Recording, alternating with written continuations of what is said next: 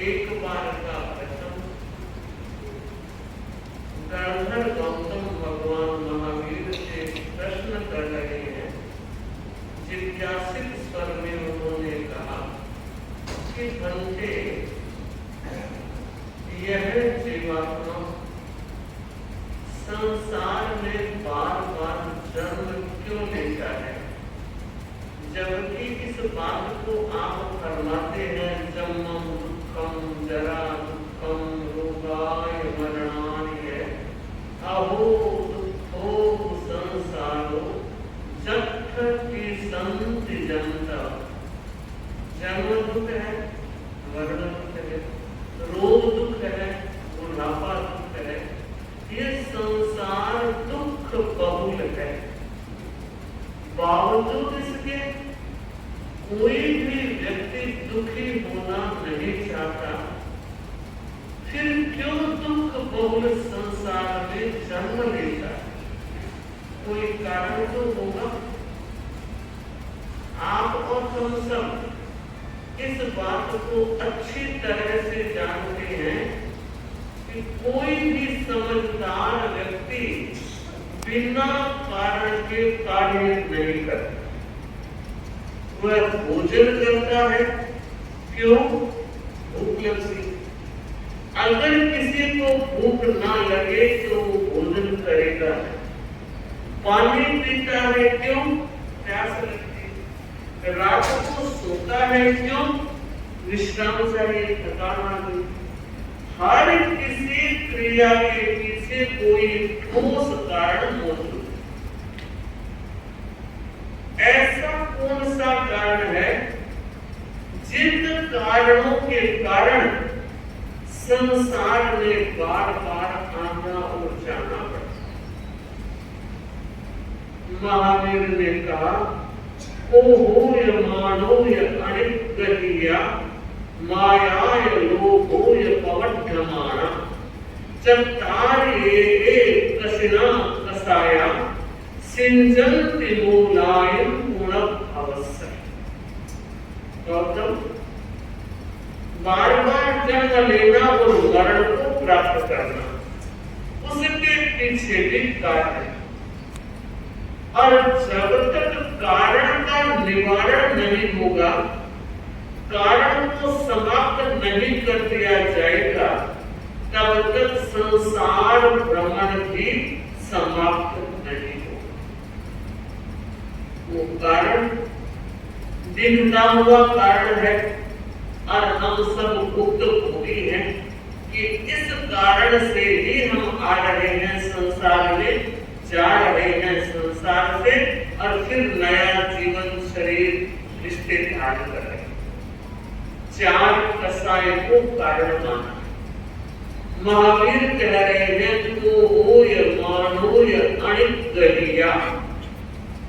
जिस जीवात्मा ने क्रोध और मान पर नियंत्रण स्थापित नहीं किया, अनियंत्रित क्रोध है, अनियंत्रित मान है, माया लोभो य पवढ्यमाना, क्रोध और मान को नियंत्रित नहीं है, और दूसरी बात माया और लोभ प्रवर्धमान है।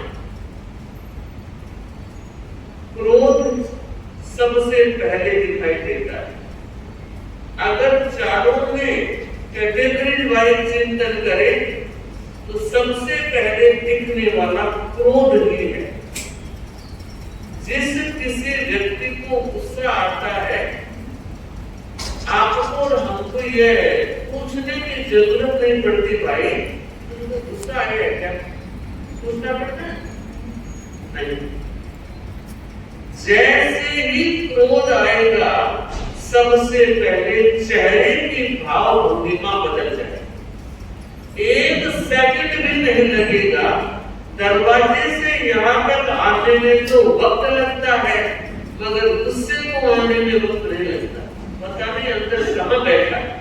एक सेकंड में आया, चेहरे का रंग बदल गया, आंखों की लालिमा बदल गई, रंगत बदल गई, चेहरे का रंग बदला।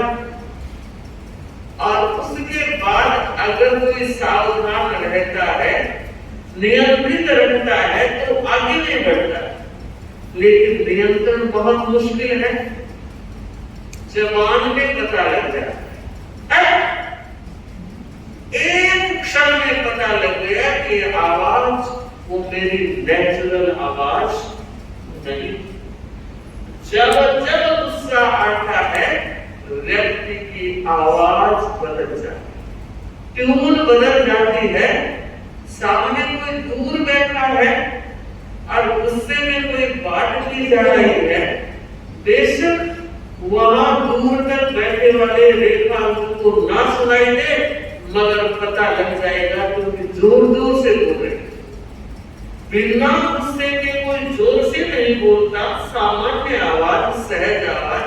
किसी किसी का वोकल कॉर्ड बहुत लंबा या बहुत स्ट्रॉन्ग होता होगा, हमारे वैज्ञानिक वाले कहते थोड़े पीछे खड़े है, पर वो नेचुरलिटी है। आवाज किसी की तेज होती है, किसी की धीमी होती है, लेकिन आप देखिए चाहे किसी के गुस्से की आवाज में और सामान्य आवाज चाहे तेज है, लेकिन फिर भी दोनों में अंतर स्पष्ट दिखाई देगा।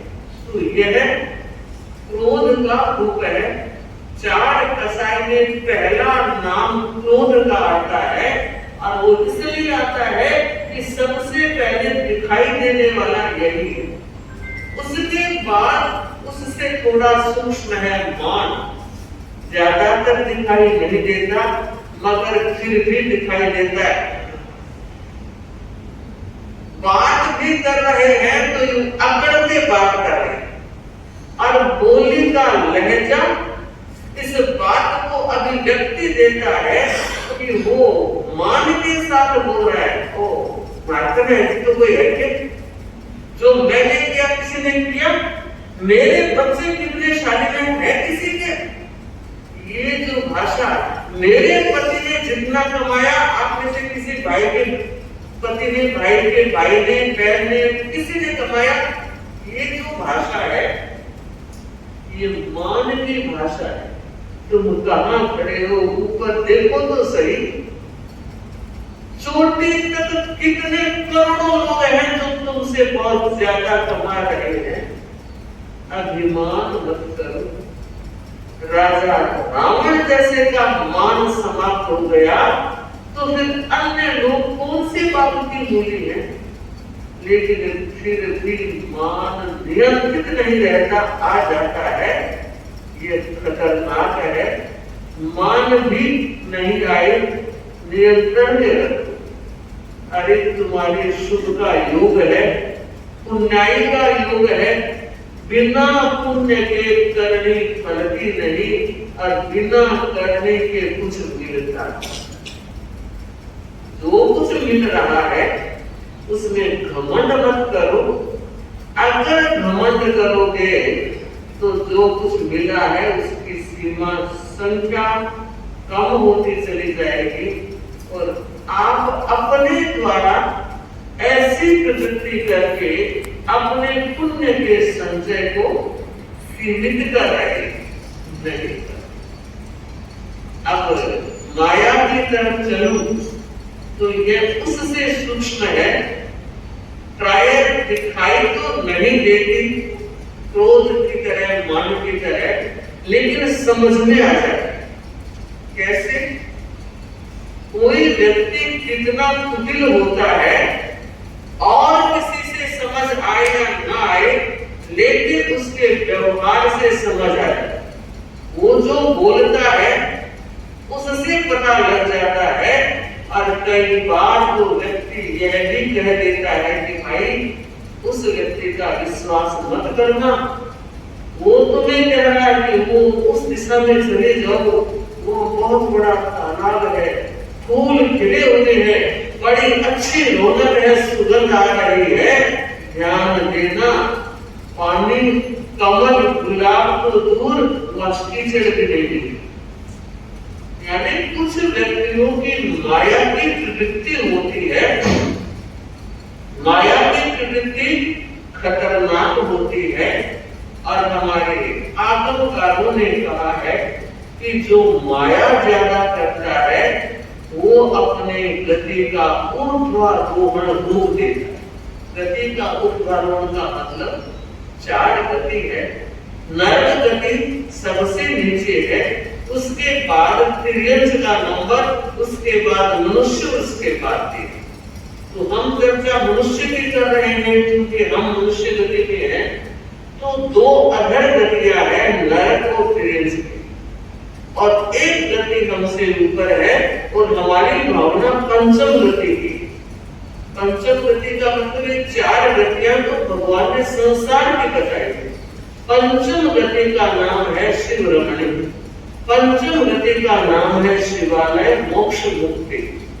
और वो एक ऐसी गति है, बाकी ये 4 गतियां जिनमें गति के साथ आगति भी जुड़ी हुई है। गति का मतलब जाना, आगति का आना। एक गति में हम जाते हैं तो कुछ समय के लिए वहां रहते हैं, फिर वहां से विदाई हो जाते हैं।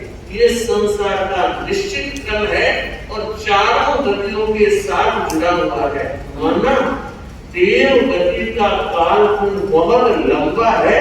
कभी कभी जब पढ़ते हैं तो सोचते हैं कि वहां जाकर करेंगे क्या, वहां सब दर्शन नहीं, स्वाध्याय नहीं, तपस्या नहीं, क्या करेंगे, नाटक ही देखते रहेंगे। कुछ समझ में नहीं आता है। और तब पता लगा कि वहां की लाइब्रेरी है, तो मुझे लगा चलो स्वाध्याय का मौका तो मिलेगा, क्योंकि ऐसा आगमों में वर्णन आया है कि देव लोग तपस्या नहीं कर सकते, त्याग नहीं कर सकते, मगर साधु संतों की सेवा कर सकते हैं। साधु संतों के तीर्थंकर भगवंतों के प्रवचन सुन सकते हैं, और वहां का जो लाइब्रेरी का स्थान है वहां स्वाध्याय भी कर सकते हैं। मैं ये बताना चाह रही हूँ कि कालखंड की दृष्टि से देवलोक का कालखंड बहुत लंबा है। यहाँ 1 वर्ष बीतता है और अनुमान में ऐसा सुना कि वहां का 1 दिन बीतता है।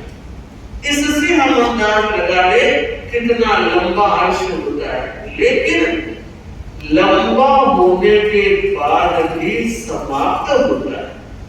वहां भी गति का मतलब गए, आगति का मतलब आए, आना होता है। 4 गतियों में से 5वीं जो गति है वहां जीव जाता तो है, वापस नहीं आता। जैन दर्शन अवतार वाद को नहीं मानता। बस अगर मुक्ति हो गई तो फिर जो जड़ थी, जो बीज था वो नष्ट हो गया। और जब बीज नष्ट हो जाता है तो वृक्ष कैसे बनता है, जन्म कैसे लेगी। तो मैं ये बता रही थी, माया जो करता है, माया करने वाला व्यक्ति अधर गति के दरवाजे को बंद नहीं कर सकता। मायावी के लिए तिर्यंच गति का बंध आया है। ठाणम सूत्र में कहा है, माया गूढ़ माया असत्य वचन कूट तोल मात्र। बहुत सिंपल सी परिभाषा है कि अगर हमें तिर्यंच गति के दरवाजे को रोकना है तो माया पर नियंत्रण करना होगा। माया पर नियंत्रण किए बिना तिर्यंच गति का अंत नहीं होगा। हम ऐसा मानते हैं कि श्रावक ने नरक और तिर्यंच के दरवाजे बंद कर दिए हैं, बहुत अच्छी बात है। लेकिन वस्तुतः ये सारा खेल भाव पर टिका हुआ है। इसलिए हमें बहुत जागरूक रहना है, बहुत ध्यान देना है। और लोभ का तो कोई अंत ही नहीं। व्यक्ति, समय, अवस्था ये सारी बदलती है। बचपन से जवानी आती है, जवानी से बुढ़ापा आता है। मगर देखना यह है, लोभ, लालच, मोह, माया, ममता, तृष्णा ये ऐसे एक से एक सुलझे हुए तार, एक दूसरे के उपजीवी है, एक दूसरे के पूरक है। एक ग्रंथ में आया है, जगत गुरु शंकराचार्य ने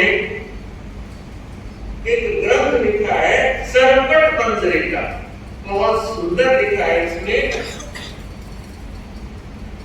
अंगम गरितम परितम मुंडम, अंगम गरितम परितम मुंडम दशम विलीनम जातम तुंडम, वृद्धो याति विद्वा दंडम तदविन मुंचत्याशा पिंडम, तदविन मुंचत्याशा पिंडम। क्या लिखा है? वो कह रहे हैं अंगम गरितम, शरीर के अंग ढीले पड़ गए, कमजोर पड़ गए हैं, असत्यता की अनुभूति होने लगी है। और व्यक्ति कहता है इस जमाने में कितना तेज तरार था, है कितना तेज चलता था, भागता था, दौड़ता था, बहुतों को पीछे छोड़ देता था, मगर आज यही शरीर इतना ढीला हो गया तो अंगम गलितम। पलितम मुंडम, मुंड का मतलब सिर है, पलितम का अर्थ है सफेद, जो काले भंवर से बाल थे वो सफेद हो गए हैं। ताकि आप लोगों ने सफेदी को पोत लिया है, कुछ भी कर लो, डाई करके आते हो, थोड़ी देर के बाद जड़ में तो सफेदी नजर आने लगती, क्योंकि ये नेचुरलिटी है, इसको बदला नहीं जा सकता। तो परितम तुंडम दशम विलीनम जातम तुंडम, तुंड का अर्थ है मुख और दशम का अर्थ है दांत। मुख दंत विहीन हो गया, चाहे कितने बत्तीसियां लगा लो, मूल के दांत तो मूल के ही होते हैं। ऐसी स्थिति हो गई, वृद्धत्व याति, बुढ़ापा आ गया, और उसका प्रमाण क्या? गृहीत्वा दंडम, लकड़ी। इसके बाद भी रे जीवात्मा सोच, तेरा आशा पिंड छुटाया। लालसा कैसी है, तृष्णा कितनी है, सब कुछ घट रहा है, मगर तृष्णा दिन दिन बढ़ती चली जा रही है। बहुत सुंदर उदाहरण दिया। शिष्य ने गुरु से पूछा, गुरुदेव समझ में नहीं आता है, ये संसार क्या है और जीव क्यों आता है? गुरु ने कहा, भाई ये संसार धागा है। क्या समझाया? अच्छी बात समझाई। संसार धागा है और लालच सुई है। तृष्णा कह दो, आशा कह दो, लालच, मोह, ममता, कुछ भी ये सुई है। जिस तरह दर्जी सुई और धागे से कपड़े को जोड़ देता है, ठीक इसी तरह संसार के धागे में तृष्णा की सुई लगी हुई है और संसार कपड़े के रूप में काम। सच हमें अब विचार करना है, चिंतन करना है, और इस संदर्भ में विशेष रूप से चिंतन करना है कि हमारा लक्ष्य बहुत ऊंचा है। लक्ष्य ऊंचा उठा है हमारा, और हमने ये चिंतन करके तय किया है कि एक दिन हमें मुक्ति महल में पहुंचना है। लक्ष्य तो निर्धारित है सबका। हमें जवाब तो दोगे? मोक्ष जाना है, हमें भी जाना है और आपको भी जाना है। हम जो कर रहे हैं मुक्ति के लिए कर रहे हैं, आप जो कर रहे हैं मुक्ति के लिए कर रहे हैं, गुरु भगवंत भी जो कर रहे हैं या करवा रहे हैं वो भी मुक्ति के लिए कर रहे हैं। तो हमें मुक्ति जाना है, ये वीतरागता को प्राप्त करना है। वीतराग बने बिना मुक्ति नहीं होगी, वीतराग बने बिना केवल ज्ञान भी नहीं होगा। पहले राग छूटेगा, उसके बाद केवल ज्ञान, उसके बाद मुक्ति मिलेगी। तो साधना अभी से करने प्रारंभ करनी है कि हमारी कषाय चेतना कमजोर बनती रहे और अध्यात्म चेतना का उन्नयन होता रहे। आज आचार्य महाप्रज्ञ जी का 15वां महाप्रयाण दिवस।